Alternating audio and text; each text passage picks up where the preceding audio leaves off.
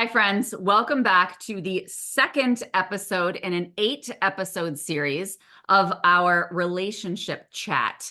The first episode was called Relationships as Portals to Your Most Expansive Healing. So if you have not caught that, go back and catch it because it's awesome and fabulous. And we are awesome and fabulous. And we have a whole plan set out for you guys for each one of these 8 episodes in this series.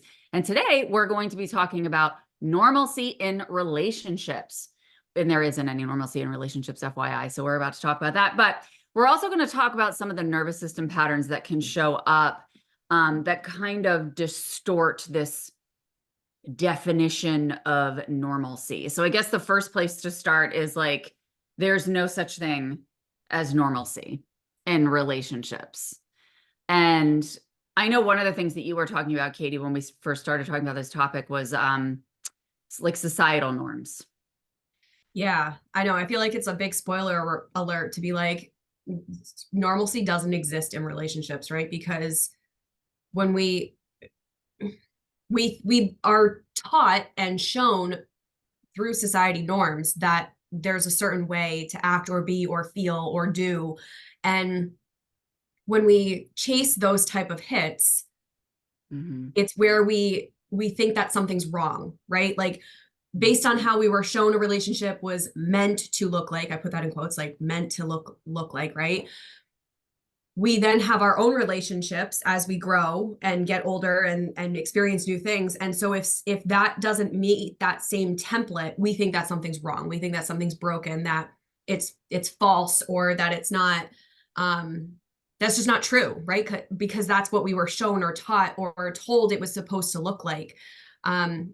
So if we can really come from a place of being present with the relationship and the people involved in that, it's going to expand your growth, but then just the relationship, because you're going to be able to show up deeply authentic to you and the person that you're with in that relationship, in that exchange.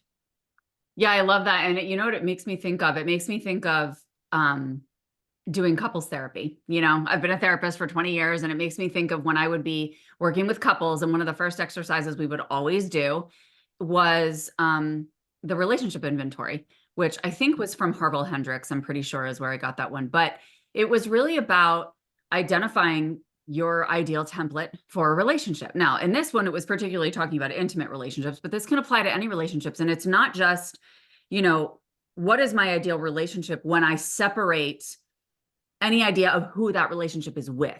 Like, just identify what would my ideal relationship template look like in whatever form, right? Whether it's friendships, intimate relationships, siblings, X, Y, and Z.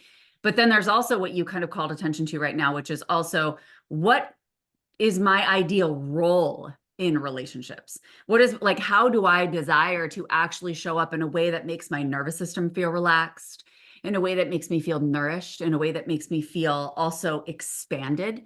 And so it's like, how do I desire to feel and show up in my role in relationships? And also, what is the ideal template that can hold me to be able to show up in that way?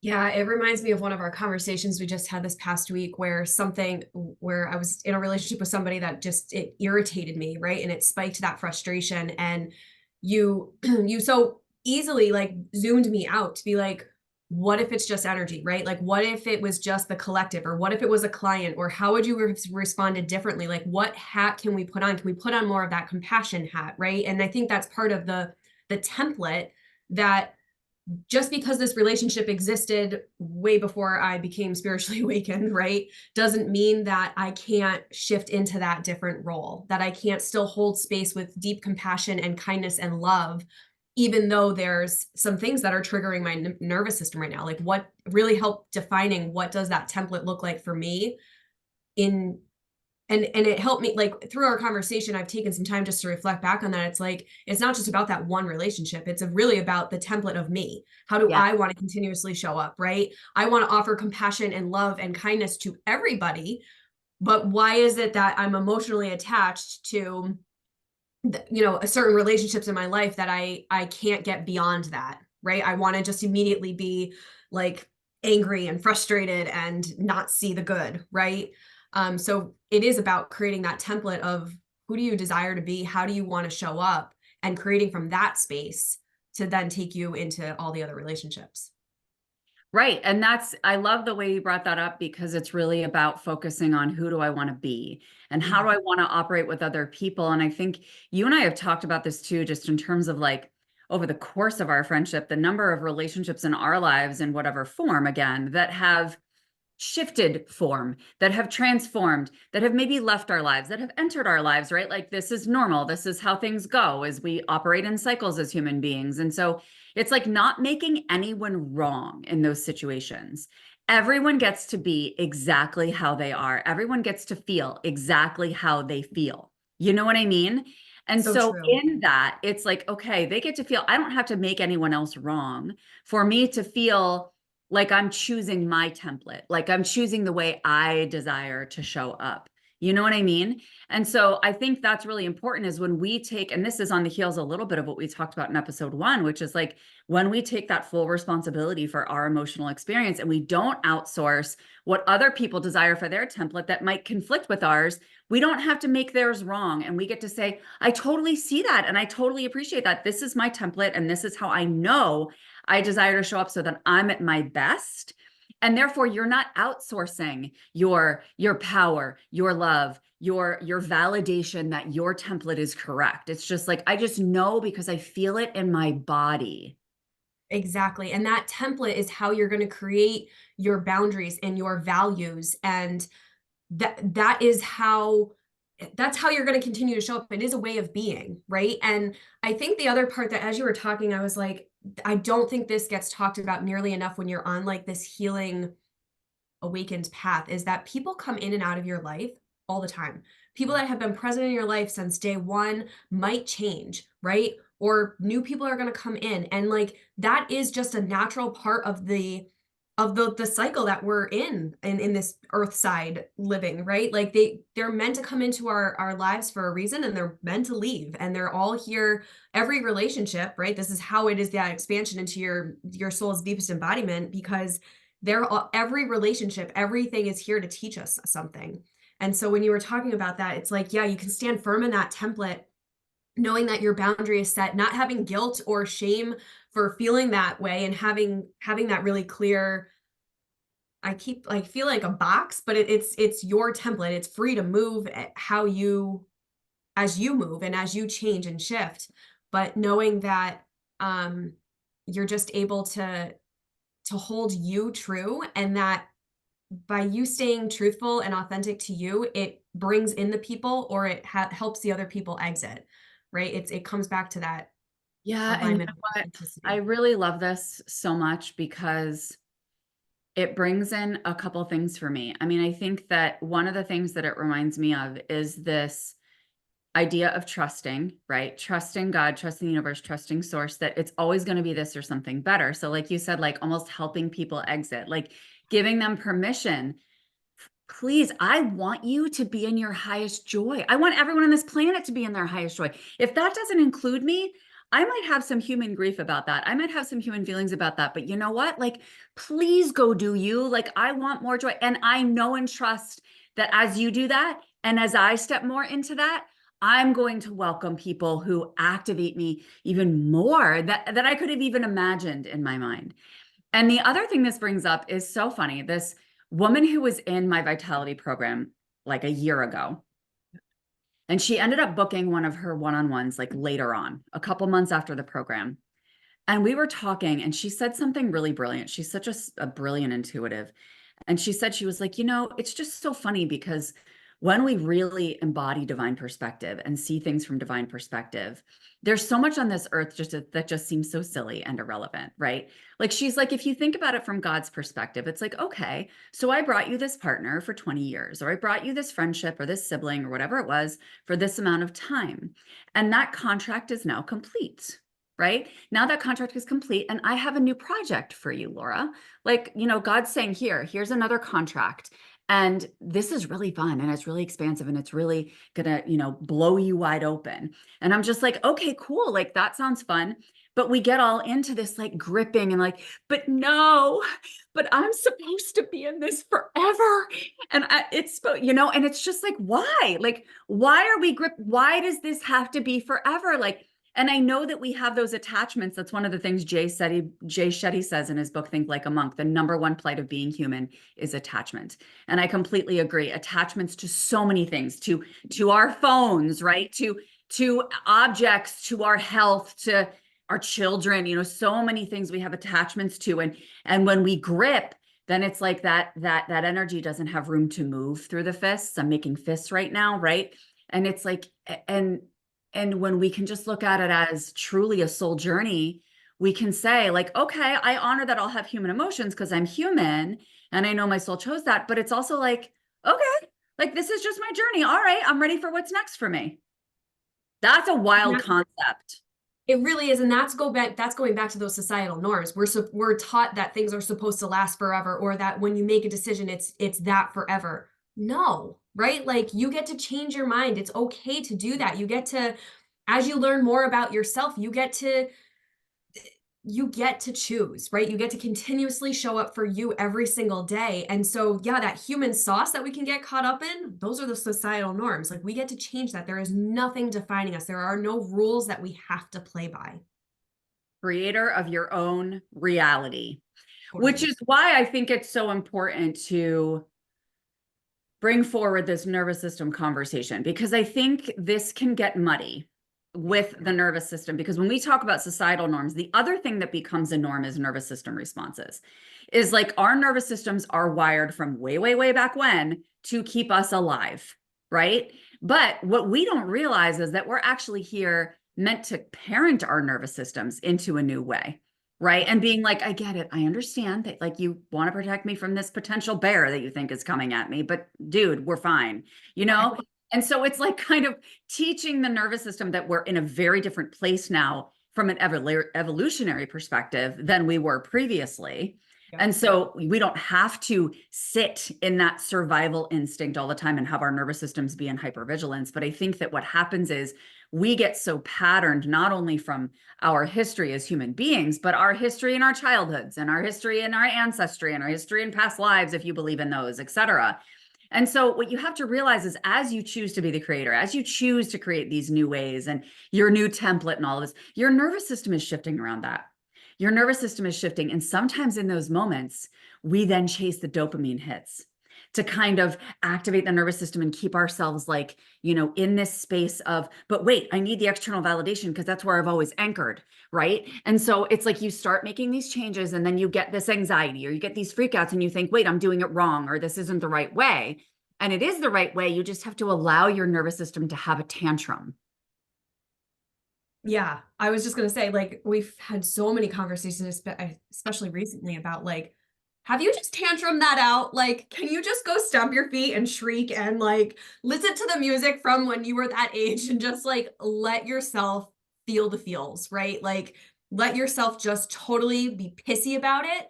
Not try like, I think that's a big part of my journey is like I shoved stuff down for so long, right? Like was suppressed and just was told like that's not a big deal, like that, right? Don't worry about that. I was actually told like don't worry about that bear. I'm like, should we be worried about that bear? Right? But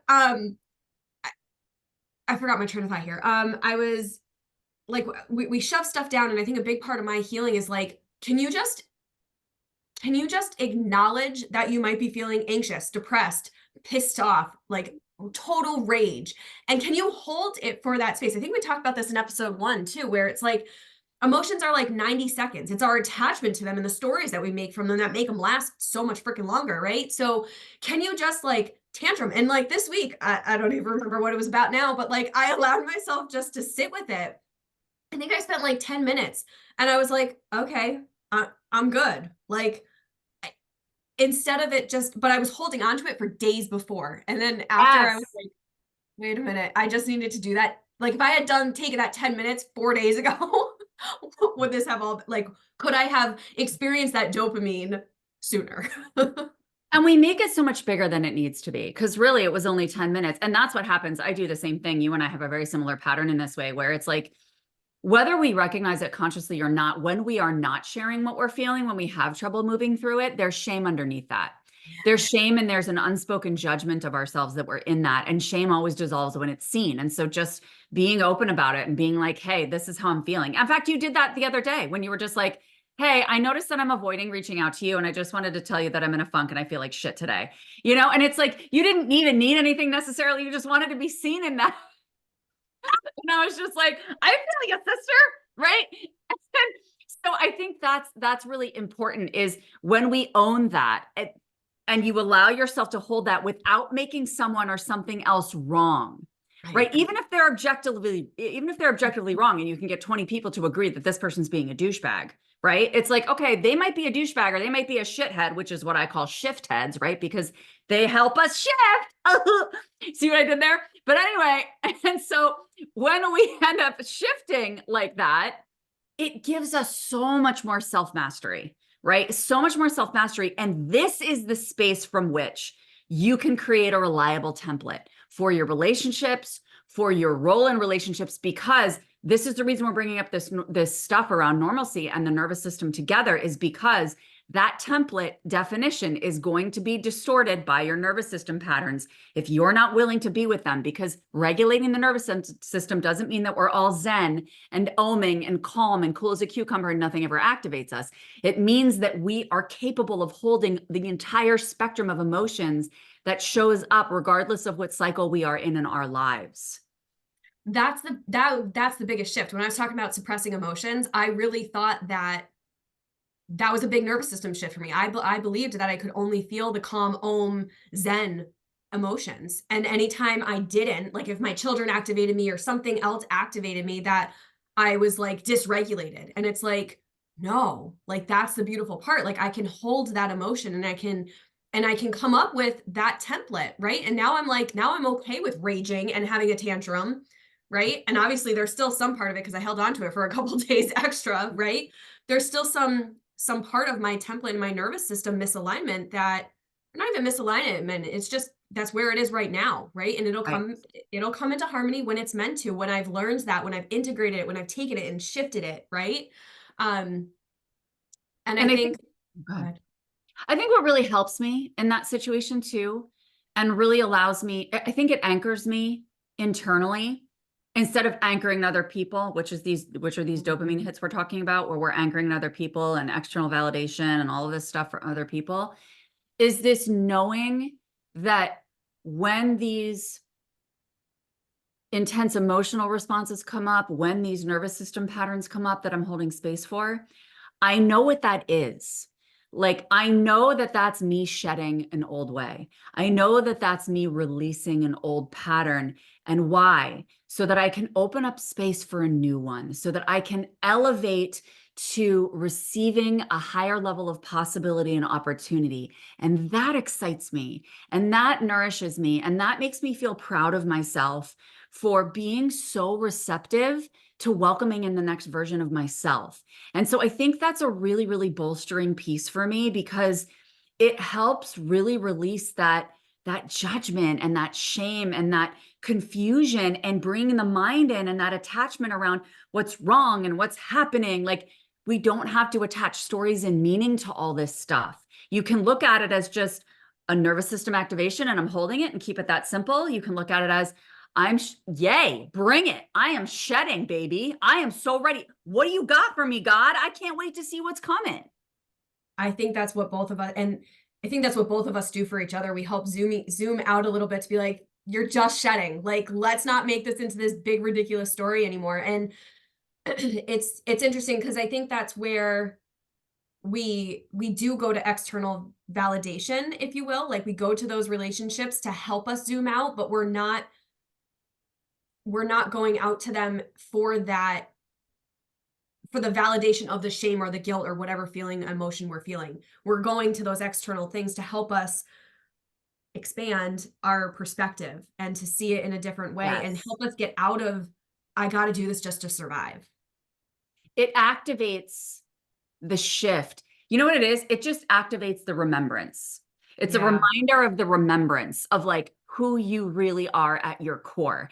And that's what we were talking about in episode 1, where it's like, I can see your soul despite all the sauce that's going on around, and you're human, and it's being remember, this is what's going on. It's like, right, thank you. And I don't need you to help me move through the guilt, the shame, all the things. I don't need that. All you need to be like is, Laura, remember, zoom out. This is where you are. And I'm like, right, thank you. I've got this. Right. And so Exactly. it's just like, when we talk about co-regulation in the nervous system, this is what can end up being dopamine hits, is that it's like, you get that, but then it's also, but wait, but I need you to help me with this. Like, I can't do this by my, right. And neither of us are in that victim-y state. Neither No. of us are. And even if one of us says like, dude, I don't know how I'm going to move through this. I know I will, but I don't know how. And sometimes we'll go a little further and say, I'll be like, Katie, go move your body, or you'll be like, Laura, go into the Akash, or whatever it is. And then, but we're still able to regulate independently. And that is so important, you guys, because that's where we latch onto others and we become even more patterned in seeking our own regulation from other people. And that is what triggers dopamine, which is the feel-good chemical that makes us feel joyful. And then we get addicted to that and we keep going back to it. And that's what we're used to from the time that we were young. So it's nothing to shame yourself about, but it's just something to raise awareness about and be like, yeah, okay, this is possible. Yeah, and we chase that dopamine. And so then when it's for some reason not present, say that person that has given you those dopamine hits, those joy, feel good, is having their own off day because they're also human. You make all of these stories back where you're like, something's wrong. It must be me, right? Like this, it must be me. I must be I broken. I must have love broken. so freaking much that you just brought that up, because I used to say that all the time. Like, Yep. yes, we co-regulate in the way that we just discussed, where we just kind of reflect and mirror each other in that way and just kind of catalyze. Mhm. Namely, our series has the word catalyze in it, right? Like using this to catalyze change. Mhm. And so I love that. I love that you brought this forward, because I used to say this all the time, that like, human beings are not reliable sources of our joy, of our ease, of our calm, because human beings are cyclical creatures. Every single one of us is. Even the most stable of us is a cyclical creature. Like, the only thing that's fully, entirely, consistently reliable is source itself. Right. And so it's like, if you're putting all your eggs in that human basket and relying on external validation from your job, from your boss, from your partner, from your mother, from whatever it is, you're going to be in a space of dysregulation internally, because you're riding someone else's wave, or you're Right. always at the mercy of somebody else's potential wave, right? Yeah. And like, that's not the solidarity and the sustainability that we're looking for. And I think that's why it really comes down to, you know, being being in mastery of your own emotional experience and being in ownership of your own emotional experience, and recognizing that if you're activated about something, it's because there's something within you that desires to be seen. And I think this is similar to another piece that we wanted to talk about today, which is around, you know, that you can't be loved by someone else until you love yourself, and we're talking about this concept of, well, I have to wait to receive this. Like, now you're saying all this, great. I have to come into emotional mastery and really deeply love me and fully accept me before somebody else is going to be able to come in and I can hold that. And that's not the case. Both Katie and I think that's total bullshit. I've had this experience in my life where I've been deeply loved by someone else and loved someone else very deeply, and they've helped me grow enormously when I loathed myself. Mhm. I Yes. think other people can help us with that. They can help catalyze change in us. They can temporarily hold space for us. But for that to be ongoing is what turns into codependency, which is actually what we're going to be talking about in our next episode. Yeah, and Laura, I love this point because it's like that whole concept of loving yourself is constantly unfolding, right? And so when we think back to the template that we talked about earlier in this episode, that is constantly evolving.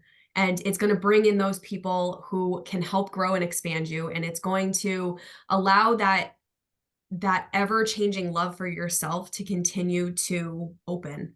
And you might get into those points where you feel more like you loathe yourself, or you only are talking negatively about yourself. And that is where you can I use that word lightly, right? But where the relationships in your life can help show you and remind you, and going back to that remembrance of your true, whole, loving self, right? And when we can get back to that place of remembering that true soul love, it will help bring you back to that self-love journey.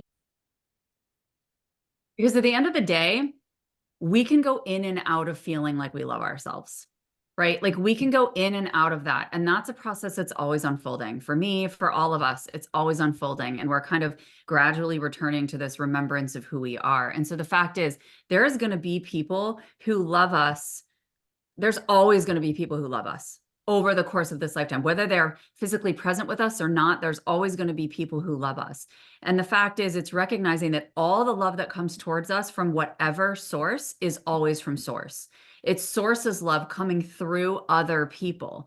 And so it's like, what we don't want to necessarily latch onto, okay, well, this person, I need somebody to love me forever and be able to love me through all iterations of myself. So if that happens, great. That's amazing, right? Like that's amazing, that you can grow together, but it's also like no pressure, take the pressure off of that template that you're creating for yourself and realize like you're ever evolving. Your love for yourself is ever evolving. You're going to have dips that then end up in huge highs that are like, oh my gosh, I've never loved myself this much ever before. Holy crap. And then you're going to have lows again. And then you're going to go even higher than you went before.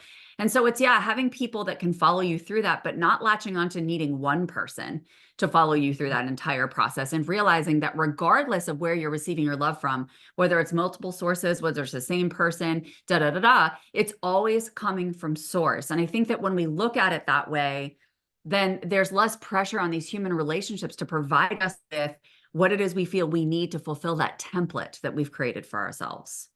I really love that redirection, that it comes from source, right? It's that's where it's pure love, right? And when we can remember that it really comes from that place, it can help re-foster our inner thoughts, our inner critic. And I loved the other thing that you said just about it's ever unfolding, right? Like there's going to be a point where you're going to be like, yeah, I really love myself. And then something else is going to like dip, right? And you're going to be like, did I ever love myself? Well, you did at that level of consciousness, right? But now there's been some new shift, right? And so now it's loving yourself at this new level, or seeing a different part of you that you didn't see before. I feel like that's been a topic of us so much lately, where it's like, fuck, I didn't even like know that part needed to be seen in me, but it did. And, once we start to see it, we can feel like we're going down a hill, and like that we don't love ourselves. But once we allow it that space to be seen, we actually do remember that remembrance, and just that we are whole, and that we are loved, and that it is pure. Mm. Yeah, I love that concept of, yeah, realizing that that's really the process with loving ourselves, is loving ourselves more fully.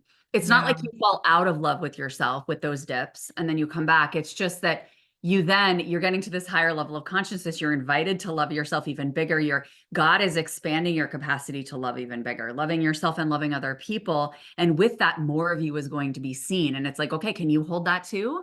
Because you can. So when you're capable. So when it comes up, it's like, okay, can I see all of this in me? Can I appreciate and love all of this in me? And that feels really, really yummy. And the other thing that you were talking about when you were reflecting like the source love coming through other people, what was coming through around that was like, this also helps your relationships become closer, because yes, it takes the pressure off of them, but also if you see that everything you receive from other people is from source, aren't you in deeper gratitude of everything that you receive from other people? And then allow yourself, this is one of the most beautiful practices that people don't do enough. Allow yourself that when that person says, I love you, or when that person says, I care about you, or whatever it is they're offering to you, give yourself space before you respond, to get into a back and forth, to sit in it, to receive it, to immerse in it, to soak in it, to bathe in it, right? Because we don't let that sink in deeply enough. And then we go right back into that exchange And then we're not anchoring it deeply within us, which is truly a reflection of that source energy that's just loving on us and expanding our capacity to love ourselves. I love that so much because I've read that somewhere at one point and I was just like, it is that reaction time. Like we're just not used to, we need to practice receiving. And that is one way that you can practice really easily is when somebody says, I love you, you can take that source energy in and let that just, like you just said, anchor it. And then you can move forward and respond. But we so often are just like, oh, I love you too. Right. And like you might mean it, but can you take a moment to receive it first? Let it get all like trickle into your cells, right? And then be able to say, I love you, right? Like to continue that exchange, right? But Yeah. also just to really receive it. And it's so good. It's like when somebody gives you a compliment. If you Yeah. have nothing else to say, just say thank you, right? Right? Like if I complimented, I love your shirt today, and you're like, oh, this whole thing, right? No, what if you just said thank you, right? Like that is how one other way that you can just start to practice that receiving and help feel safe to be to be loved and to be seen. Yeah. To be seen 100%. And I think, yes, I love that. You're right. Because that's what we're glossing over is being fully seen when we just jump right back into an exchange. And I think that it's that deep appreciation. Like that's what I always shift like I don't just say when I journal, I don't say I'm grateful for, I write I deeply appreciate. Like I can feel this all the way in every cell and every bone. Like I am in deep appreciation of what you're reflecting to me and what you're offering to me. And actually I know that this has nothing to do with you. I know this has Right. nothing to do with you. This is actually you're a vessel for source energy. And so that's why I don't have to attach to this as a dopamine hit that you're going to provide this to me at all times, but I'm deeply appreciative of what you are offering me. Because this is the other thing. I've been in relationships with people that I've loved very deeply and haven't received that in return. And the fact is, like, there's a lot of people, many people in this world who can't offer back that level of love because I love big. I love really big. And so it's like, I can't expect that everybody's going to return that in the same way. Right. And so it's also being able to just appreciate that when I deeply love those people, that feeling that I have is also enough for me, regardless of what I receive from them, because that's allowing me to feel the deep love that I love feeling. And it's like Right. that person is just simply acting as a mirror to give me an opportunity to feel that level of love that I desire to feel. Does that make sense? It makes total sense. And reminding yourself that that love is coming from source, right? Like, you know, you love big, but it is your connection to source that allows that space. And it is, of course, that mirror back to you and it's more than just like returning that love to yourself. It's just that it almost feels like when you were talking, all I saw was like this beam of light. And as it like comes out from like this cone in like your third eye, it like gets bigger and wider, but it hits that mirror at the widest point, and then it just bounces back at that Yeah. same wideness, right? So it can almost feel like it's really narrow when it starts and you're like, I just want to love this person. And as you're talking, right, it hits that mirror. That person maybe probably can't receive it, right? And it just bounces back and in its entirety. It doesn't come back in that narrow state. I love that you just shared that because that was something that my husband said to me a couple of weeks ago. He was like, "You love so big."